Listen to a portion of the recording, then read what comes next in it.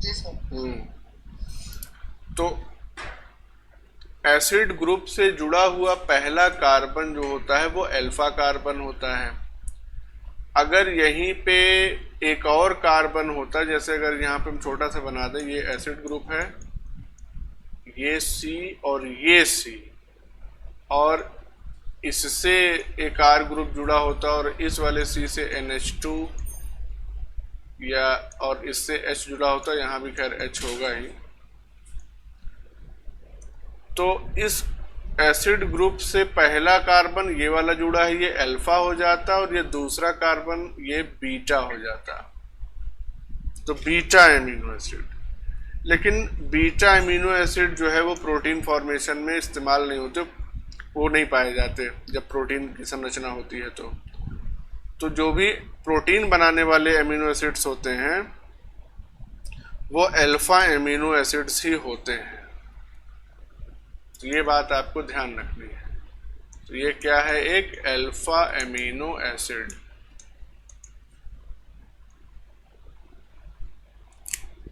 ये भी पूछा जाता है। एमिनो एसिड को हम लोग सब्स्टिट्यूटेड मीथेन भी कहते हैं।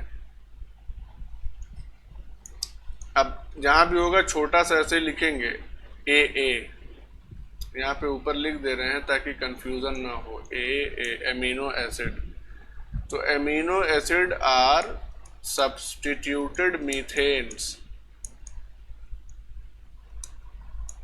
तो सब्स्टिट्यूटेड मीथेन का मतलब क्या हो गया?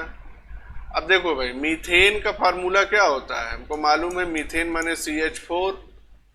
तो मीथेन का ऐसे स्ट्रक्चर बनाओ तो ये H H H H। अब ये मीथेन का स्ट्रक्चर हो गया। अब यहाँ पे क्या करो कि ये वाला H, इस वाले H को हटा दो और इसकी जगह यहाँ पे क्या COOH लिख दो। उसी तरह से ये वाला H हटा दो और इसकी जगह पे NH2 लिख दो। तीसरा H ऐसे यहाँ से हटा दो और यहाँ पे तुम कोई R ग्रुप ले आके जोड़ दो, तो हो नहीं गया अमीनो एसिड। तो मीथेन में ही हाइड्रोजन को सब्स्टिट्यूट कर दिया जाए अगर एसिड ग्रुप से, अमीन ग्रुप से और R ग्रुप से, तो वो एक एमिनो एसिड तैयार हो जाता है। अब देखो, एमिनो एसिड्स जो होते हैं, एमिनो एसिड वो कैसे कंपाउंड होते हैं? Amphoteric compound. Amphoteric compound, amphoteric compound मतलब क्या हुआ? दोज कंपाउंड्स, एम्फोटेरिक कंपाउंड्स ऐसे कंपाउंड्स होते हैं जिसमें एसिडिक और एल्केलाइन या एमीन दोनों ग्रुप्स एक साथ प्रेजेंट हों। तो those compounds which have both acid and alkaline groups, तो एल्केलाइन कहो या बेस ग्रुप कहो,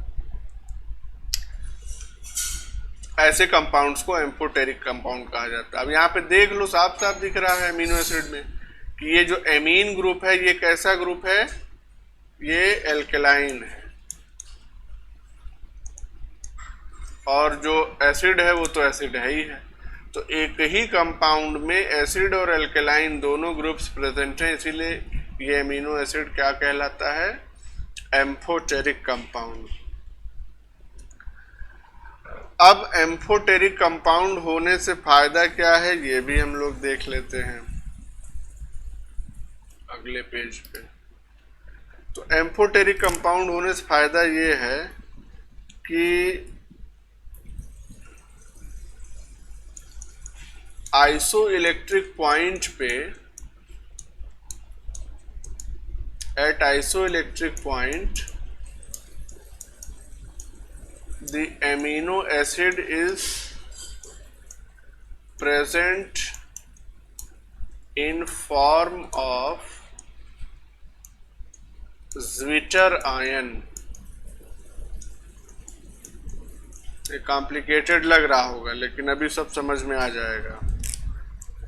आइसो इलेक्ट्रिक पॉइंट पे जो एमिनो एसिड होता है वो ज्विटर आयन के फॉर्म में प्रेजेंट होता है।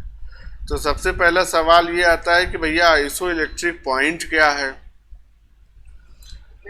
हाँ, तो आइसो इलेक्ट्रिक पॉइंट पहले समझ लेते हैं, उसके बाद फिर ज्विटर आयन क्या है वो समझेंगे। तो आइसो इलेक्ट्रिक पॉइंट ये कोई ऐसी चीज नहीं है, ये एक पीएच की स्पेसिफिक पीएच की वैल्यू है जिस पे एमिनो एसिड किसी इलेक्ट्रिक फील्ड में मूव नहीं करता है।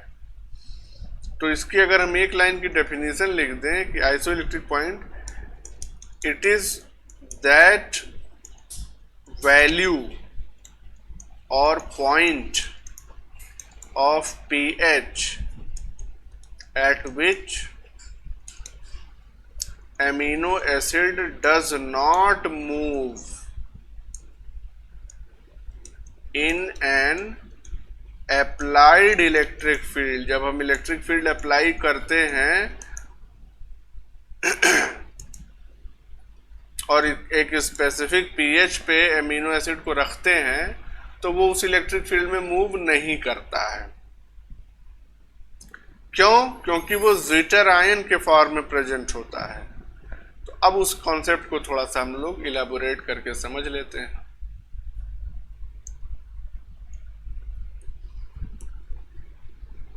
जैसे ये एमिनो एसिड हमने यहां पे बनाया, ये R ग्रुप है, इधर NH3 प्लस, एक H प्लस आयन इसमें और ऐड हो गया है तो ये NH3 प्लस हो जाएगा। उसके बाद इधर क्या है NH3 प्लस, फिर ये C, फिर COO माइनस, फिर ये H और नीचे R ग्रुप। फिर ये इधर NH2 COO माइनस H और नीचे R ग्रुप। अब ये इन तीन अवस्थाओं में एमिनो एसिड जो है वो रह सकता है। इसमें ये जो बीच वाला है इसी को कहते हैं हम ज्विटर आयन। ये ऐसा आयन होता है जिसमें पॉजिटिव चार्ज भी प्रेजेंट होता है और निगेटिव चार्ज, यानी कि पॉजिटिव और निगेटिव दोनों चार्जेस एक ही कंपाउंड पे या एक ही मॉलिक्यूल पे प्रेजेंट रहते हैं। इस तरह के आयन को क्या कहते हैं? Zwitter ion. अब ये जो पहली वाली कंडीशन है नंबर 1, ये ज्विटर आयन वाली कंडीशन है नंबर 2, और तीसरी वाली नंबर 3 ये कंडीशन है। तो सवाल ये आता है कि पहली कंडीशन कब होगी, नंबर 1 वाली, और नंबर 3 वाली कंडीशन कब होगी। तो ये बात आप ध्यान दें। होता ये है कि जब मीडियम ज्यादा एसिडिक होता है तो एसिडिक होगा तो पीएच क्या हो जाएगा? कम हो जाएगा, नो डाउट। तो उस कंडीशन में क्या होगा? H प्लस, जैसे देखो यहाँ पे मीडियम क्या है? एसिडिक है, ठीक। तो जब एसिडिक हो गया तो इसका मतलब कि मोर H प्लस, और जब H प्लस यहाँ पे ज्यादा होंगे तो ये ज्यादा वाले H प्लस जो है ये जाके NH2 ग्रुप से जुड़ जाएंगे और यहाँ पे NH3 प्लस हो जाएगा मामला। इसका मतलब कि इस एसिडिक मीडियम में पॉजिटिव चार्ज आ जाता है किसके ऊपर? एमिनो एसिड के ऊपर। एसिडिक मीडियम लिख देते हैं। भाई समझ में आ रहा है ना? एसिडिक मीडियम है, इसका मतलब कि वहां पे H प्लस ज्यादा है अब वो H प्लस जो है जाके बेस से रिएक्ट करेंगे और जुड़ जाएंगे उससे, तो ये NH2 की जगह अब NH3 प्लस हो जाएगा। इसका मतलब कि इस पूरे एमिनो एसिड पे एक पॉजिटिव चार्ज आ गया, तो ये हमने लिख दिया यहाँ पे। यानी कि इस समय पीएच की वैल्यू क्या होगी, लो पीएच। पीएच लो होगा तभी तो एसिडिक होगा मीडियम। उसके बाद जब हम पीएच बढ़ाएंगे तो बढ़ाते बढ़ाते हमको एक ऐसा पॉइंट मिलेगा जहां पे H प्लस और OH माइनस बैलेंस हो जाएंगे, तो वहां पे क्या होगा, H प्लस NH3 प्लस बना देगा और OH माइनस का जो O माइनस है बेसिकली, उसमें H तो चार्ज नहीं बियर करता है, O माइनस वो जो है COO माइनस पे अपीयर होने लगेगा। ये कौन सा पीएच होगा, ये होगा आइसो इलेक्ट्रिक पॉइंट। अभी तो डेफिनेशन में हमने यही लिखा कि आइसो इलेक्ट्रिक पॉइंट ऐसा पीएच का पॉइंट होता है या पीएच की वैल्यू होती है जिसपे अप्लाइड इलेक्ट्रिक फील्ड में एमिनो एसिड मूव नहीं करता। कोई भी चीज इलेक्ट्रिक फील्ड में मूव क्यों करती है, बताओ कोई। हाँ, कहने का मतलब ये है कि अगर किसी भी चीज पे कोई नेट चार्ज होगा अगर, तभी वो इलेक्ट्रिक फील्ड में मूव करेगी। अगर निगेटिव चार्ज है तो इलेक्ट्रिक फील्ड के डायरेक्शन के अपोजिट मूव करेगी, पॉजिटिव चार्ज है तो अलोंग मूव करेगी। लेकिन अगर कोई चीज इलेक्ट्रिक फील्ड में मूव नहीं कर रही है तो इसका साफ साफ मतलब यही है कि उसके ऊपर जो नेट चार्ज है, नेट, वो जीरो है। तो यहां पे भी ज्यूटर आयन में देखो कि एक पॉजिटिव और एक निगेटिव, तो ओवरऑल चार्ज क्या हो जा रहा है, जीरो हो जा रहा है। तो इसलिए ये इलेक्ट्रिक फील्ड में मूव नहीं करता ज्यूटर आयन। और किस कंडीशन में कि उसका ये दोनों चार्ज अपीयर किस स्थिति में होते हैं, जब आइसोइलेक्ट्रिक पॉइंट पे उसका पीएच होता है। फिर पीएच हमने और बढ़ाया, और जब और बढ़ाया तो यहां पे क्या हो गया, मीडियम बेसिक हो गया। और जब बेसिक हो गया तो यानी कि वेरी लेस H प्लस, तो यानी कि H प्लस यहां पे बहुत कम हो गए। तो अब होगा क्या कि इस ज्यूटर आयन में जो H प्लस अटैच हो गया था एक्स्ट्रा, वो निकल जाएगा और मीडियम में चला आएगा। और जैसे ही ये H प्लस ज्यूटर आयन का निकला, तो अब यहां पे तीसरी वाली कंडीशन आ गई, ये NH2 बन गया और यहां COO माइनस पे चार्ज यथास्थित बनी रही चार्ज की। तो यानी इसके ऊपर अब क्या आ गया, निगेटिव चार्ज आ गया। तो यहां पे क्या लिखेंगे हम, निगेटिव चार्ज। और इस समय पीएच क्या है, हाई है, एल्केलाइन मीडियम हो गया या बेसिक मीडियम। बेसिक मीडियम लिख देते हैं यहां पे। तो ये एमिनो एसिड्स का नेचर होता है। अगर एसिडिक मीडियम में होंगे वो, तो उन पे पॉजिटिव चार्ज होगा। अपने आइसो इलेक्ट्रिक पॉइंट पे होंगे तो उनमें दोनों चार्जेस प्रेजेंट होंगे, लेकिन ओवरऑल चार्ज उनका न्यूट्रल हो जाएगा। और अगर बेसिक मीडियम में होंगे तो एमिनो एसिड पे नेगेटिव चार्ज होगा। तो मेरे ख्याल से ये कॉन्सेप्ट समझ में आ गया होगा आप लोगों को। अब आगे बढ़ते हैं।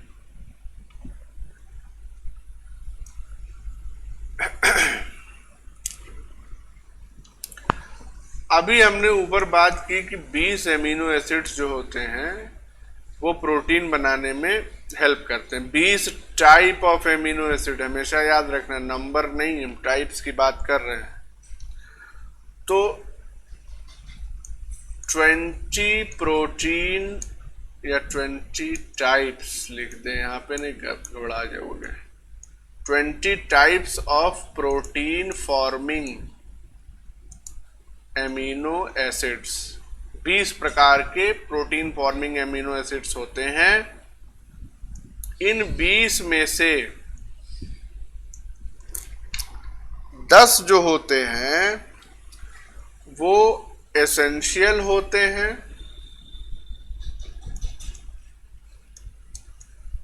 और बचे हुए जो 10 होते हैं वो नॉन एसेंशियल होते हैं।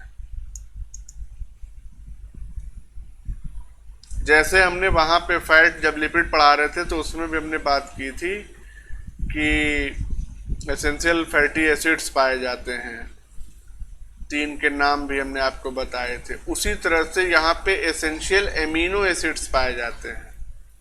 तो एसेंशियल एमिनो एसिड्स का मतलब क्या हो गया? जरूरी है। कहाँ जरूरी है? भोजन में जरूरी है। भोजन में अगर ये नहीं रहेगा तो दिक्कत होगी। तो भोजन में क्यों जरूरी है?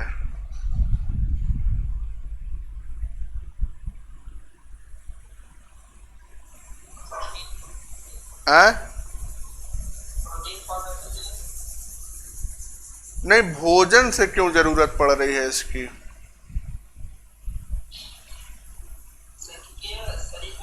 हाँ, यही जानना चाह रहे थे हम।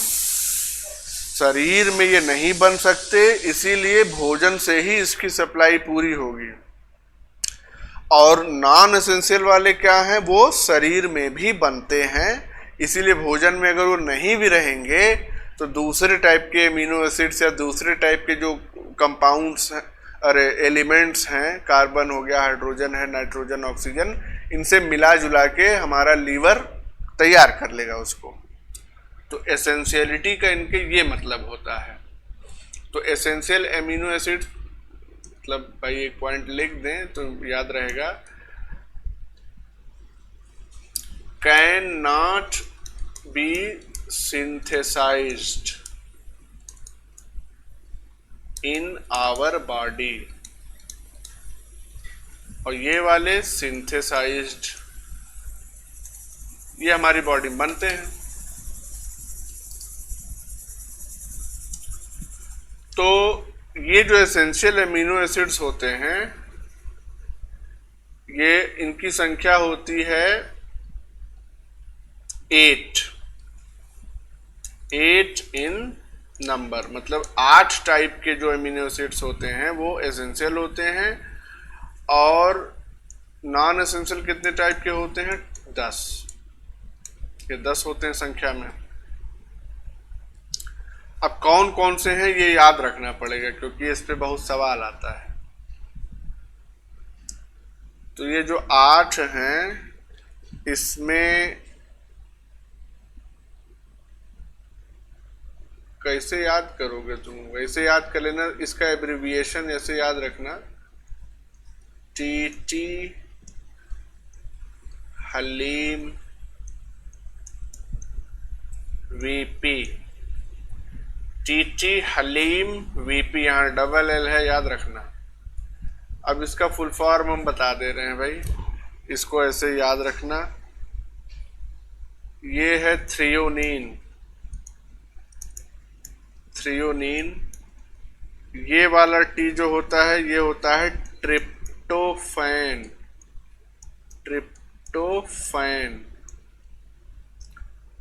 फिर वैसे तो ऐसे याद रख लो, ये ठीक है। इन दोनों को थोड़ा सा हम अलग कर दे रहे हैं, H और A, इन दोनों को थोड़ा सा अलग कर रहे हैं।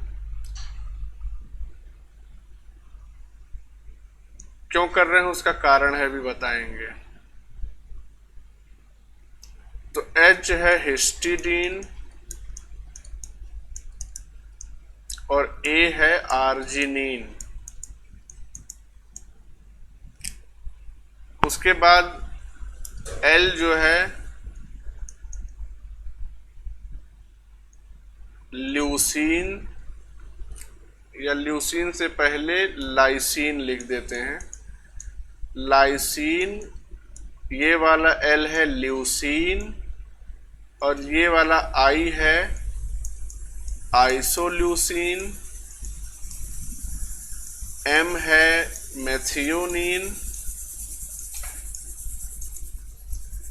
V है वैलीन और P है फेनाइल एलेनिन। एक ही है ये, फेनाइल एलेनिन। हमने कहा कि जो एसेंशियल एमिनो एसिड्स होते हैं वो 8 होते हैं संख्या में, 8 इन नंबर। लेकिन किसमें? In adults. एडल्ट्स में इनकी संख्या 8 होती है। तो ये जितने हरे रंग में हमने लिखे हैं ये एसेंशियल हैं कहाँ? एडल्ट्स में।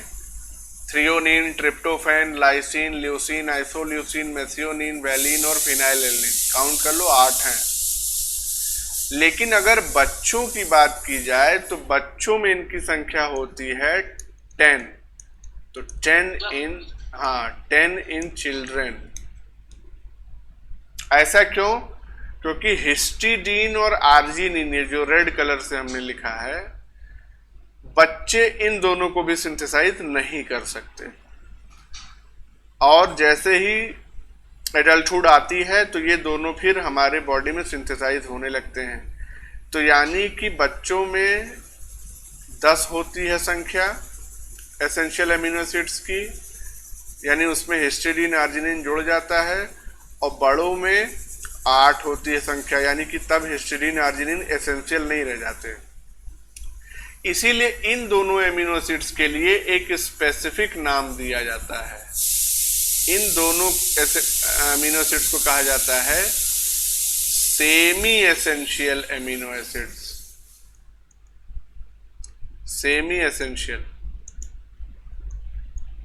क्यों? क्योंकि ये शुरुआती पार्ट ऑफ लाइफ में तो एसेंशियल होते हैं, यानी जब हम बच्चे होते हैं, लेकिन लेटर ऑन ये नॉन एसेंशियल में कन्वर्ट हो जाते हैं। तो हाफ एसेंशियल कहा जाता है, सेमी माने हाफ। तो ये इसका कॉन्सेप्ट है। तो ये तो हो गई बात एसेंशियल एमिनो एसिड्स की। अब जो बच गए वो सारे के सारे नॉन एसेंशियल हो जाएंगे। जो बच गए वो सारे के सारे क्या हो जाएंगे? Non essential amino acids. तो अभी कितने लोग जुड़े हैं भाई?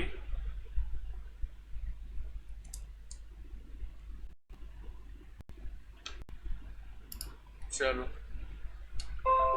तो इतनी बात समझ में आ गई सभी लोगों को?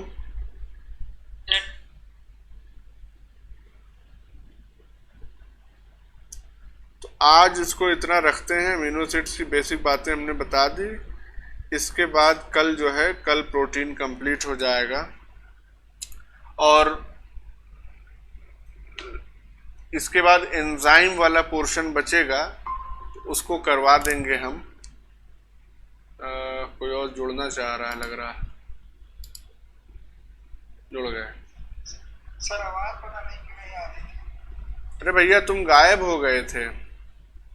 जी सर।